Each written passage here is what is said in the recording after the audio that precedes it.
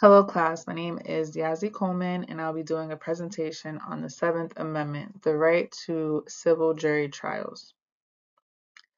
What is the Seventh Amendment? The Seventh Amendment to the U.S. Constitution guarantees the right to a jury trial in federal civil cases, safeguarding fairness in judicial proceedings. This provision upholds fundamental principles of justice by protecting individuals from government or judicial overreach and embodies a core commitment to democratic values and legal accountability, principles that continue to influence American law today. About the Seventh Amendment.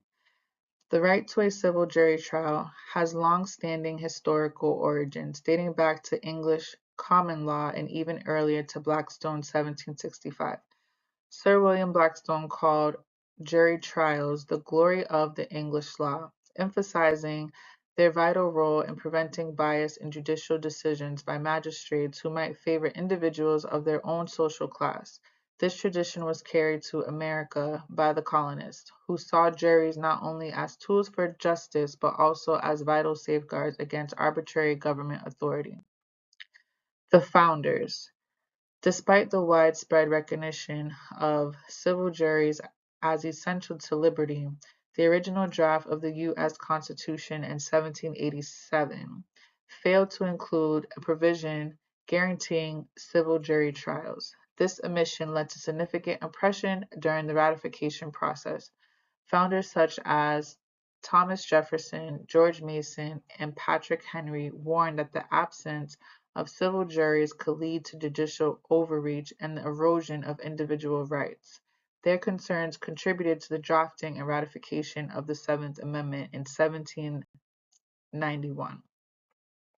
Tort reform. Today, legislative actions such as tort reform, which restricts or eliminates access to jury trials, are often criticized as undermining this foundational right. The measures are seen by many legal scholars and civil rights advocates as contrary to the values that the founders sought to enshrine. Distinct clauses. The Seventh Amendment contains two distinct clauses. The Preservation Clause states that in suit at common law where the value and controversy shall exceed $20, the right of the trial by jury shall be preserved.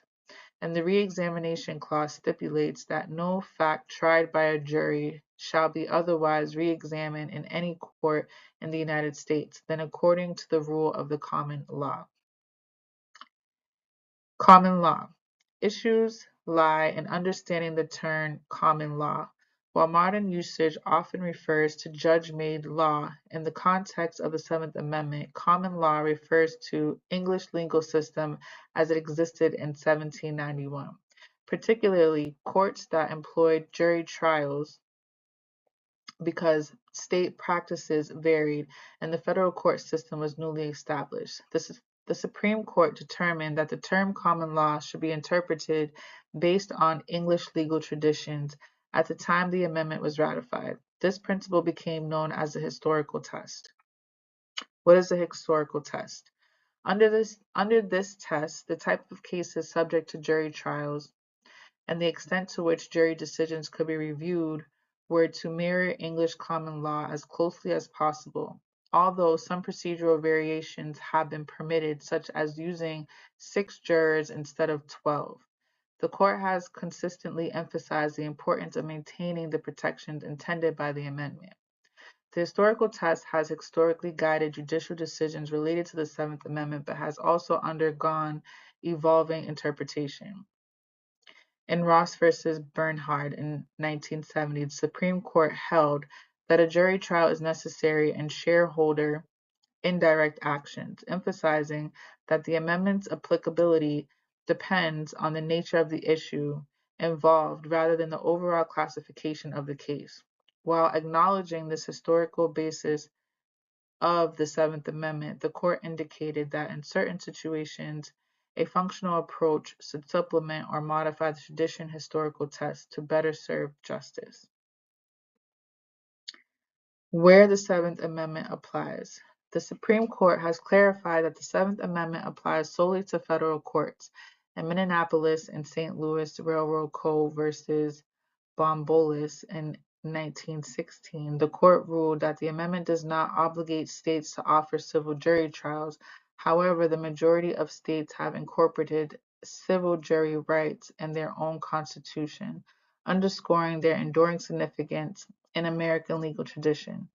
Compared to other nations, the United States stands out in maintaining civil jury trials, as most countries, including England and its former colonies such as Canada, Australia, and New Zealand, have largely abolished them in favor of judge-led proceedings.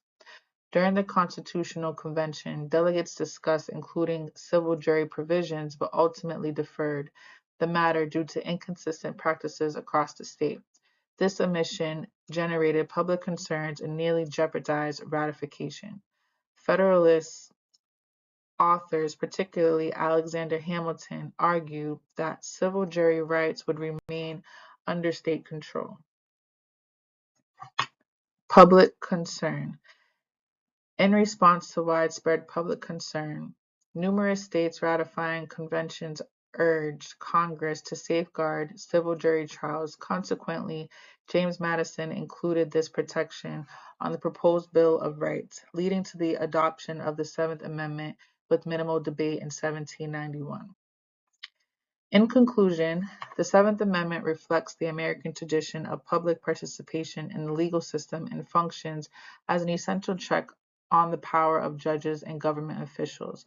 Although it is now infrequently invoked, partly due to legal reforms and shift in litigation practices, it remains a fundamental constitutional safeguard. Its origins in English common law and its pivotal role in the founding debates highlights its significance. As legal systems evolve, maintaining the rights to a civil jury trial ensures that justice remains accessible, transparent, and accountable to the people in the era which procedural efficiency often takes precedence over democratic principles. The Seventh Amendment serves as a lasting reminder to the importance of the civic involvement in the pursuit of justice. And here concludes my presentation. Thank you.